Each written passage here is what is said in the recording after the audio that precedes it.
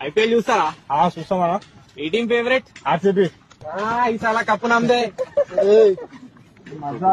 RCB అంటే మీకు ఒక కప్పు కూడా గెలవలేదు కదా మీ టీం. గెలవకుంటే ఈసారి గెలుస్తామన్నా.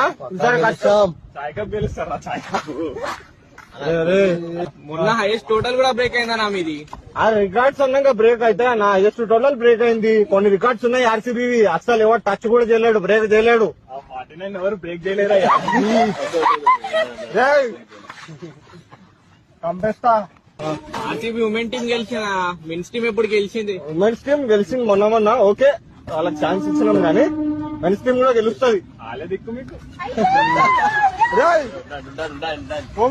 కోపం చెప్పాక రా.